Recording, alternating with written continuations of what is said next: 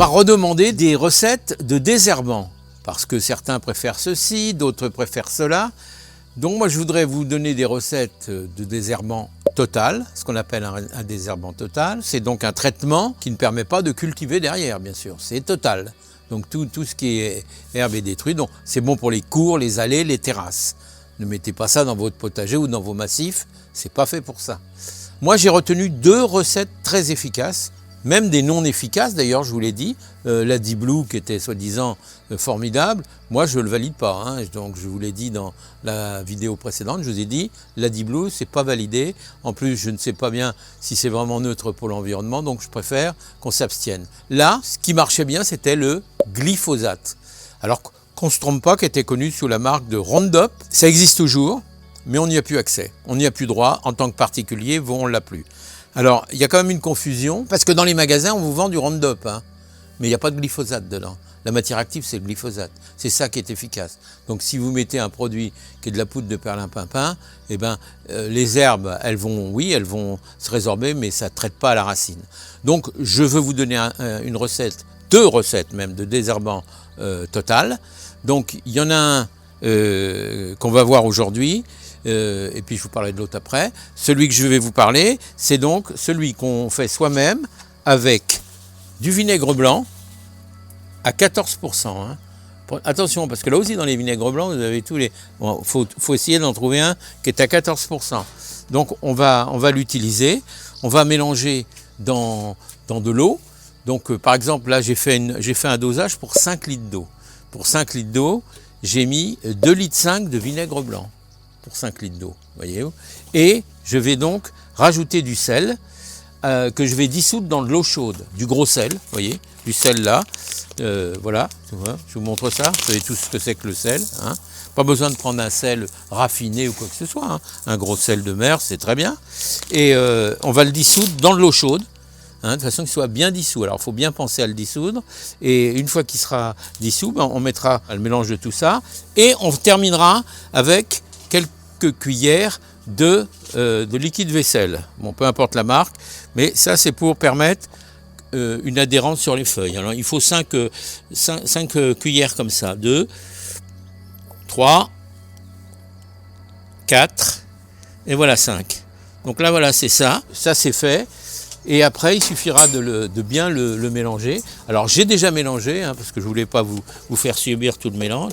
Alors, dans l'eau chaude, le sel se dissout bien. Dans l'eau froide, il se dissout mal. Hein. Donc, pensez à bien le dissoudre. Et une fois que tout est bien mélangé, eh ben, on va pouvoir le mettre au pulvérisateur et aller traiter la surface qu'on a à traiter. Moi, c'est la cour qui est devant, le parking qui est devant. Alors, je résume avant d'aller traiter. Il vous faut 2,5 litres, c'est-à-dire un demi-bidon, mais ça c'est la dose pour 5 litres. Hein. Si vous mettez 10 litres, il faut mettre un bidon de 5 litres, bien sûr. Hein. Là, une cuillère à soupe par litre, donc en fonction de la dose que vous allez faire. Et il faudra mettre 750 grammes à 1 kg de gros sel mélangé dans tout ça. Voilà, c'est pas compliqué, mais respectez bien ces doses-là, bien dissous, et après vous pourrez aller traiter. Donc c'est ce que je vais faire maintenant. Alors je voulais vous dire, c'est une solution. Il y a également une autre solution, mais là il faut se procurer de l'acide citrique. Alors l'acide citrique, on en trouve en pharmacie, même sur internet je pense, et c'est une méthode encore plus écologique que celle-ci, puisque il n'y a pas de sel dedans, et on met de l'acide citrique avec de l'eau, et c'est tout ce qu'il y a à faire. Donc pour l'instant, on va revenir à ça. Vous voyez, une fois qu'on a tout bien mélangé, il suffit de le passer au pulvé, comme on va faire là, et puis on va les traiter tranquillement, de façon à... Alors, comprenez bien, alors certains me disent « Ah, mais moi, glyphosate, j'en trouve dans les magasins. » Non, celui qui est dans les magasins, je vous ai dit, il n'y a pas de matière active dans le Roundup. Hein. Ou alors, vous connaissez un agriculteur qu'on a, parce qu'eux, ils ont encore le droit de l'utiliser. Hein. Alors, si vous connaissez un agriculteur qu'on a et qui veut bien vous en rétrocéder, même si ce n'est pas très conforme à la loi, vous vous débrouillez. Après, il y a d'autres solutions, puisque vous savez que notre Europe est quand même bien faite.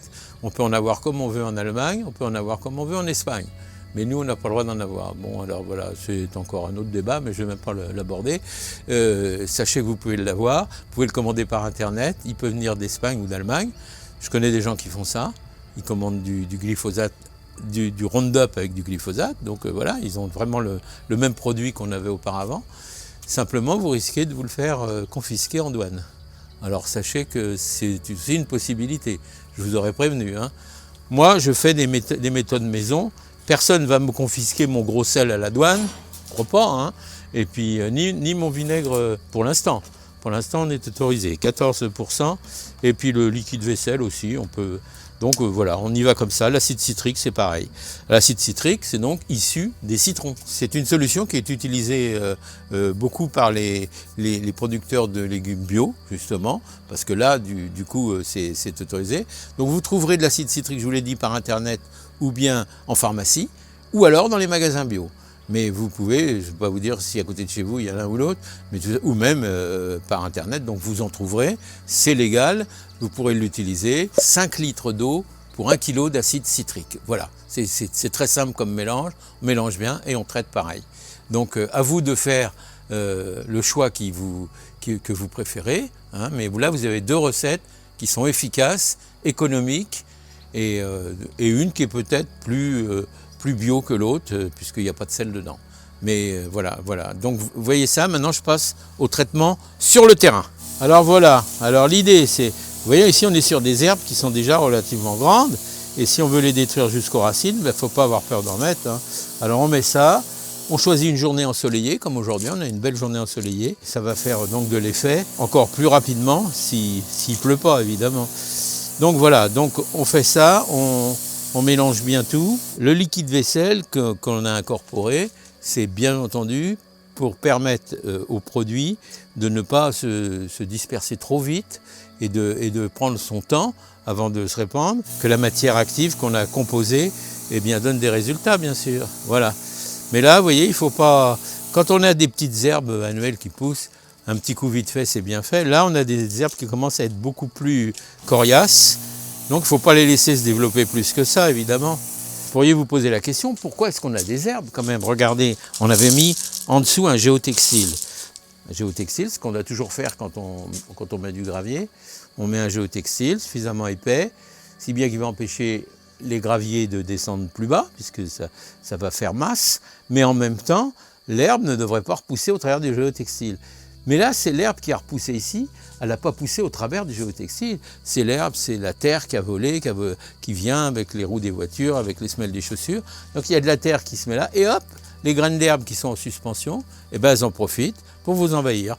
Alors voilà, vous voyez ici ça marche bien, là on a des petits trucs isolés, mais il ne faut pas avoir peur de les traiter elles aussi. Vous voyez, c'est assez localisé quand même, hein. On voit bien que c'est localisé. Quand on a terminé, c'est-à-dire quand le pulvérisateur est vide, on peut le remplir et puis continuer, bien entendu. Mais une fois qu'on a terminé de s'en servir, j'ai un conseil à vous donner quand même, c'est de bien le rincer. Pourquoi? Parce qu'on va sûrement l'utiliser pour d'autres traitements par la suite. Bon, il sera vide, certainement qu'il n'y aura pas. Mais il y a aussi une précaution à prendre, ça concerne les joints. Tous les joints, vous savez que le vinaigre, justement, lui, il peut être un peu abrasif pour les joints. Donc on rince bien, on fait couler un petit peu, et puis comme ça on est tranquille.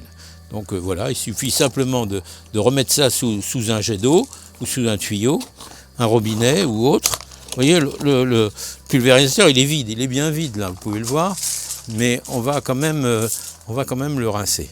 Parce qu'on ne peut pas se dire, il est vide, donc c'est bon. Non, il est vide peut-être, mais c'est pas bon.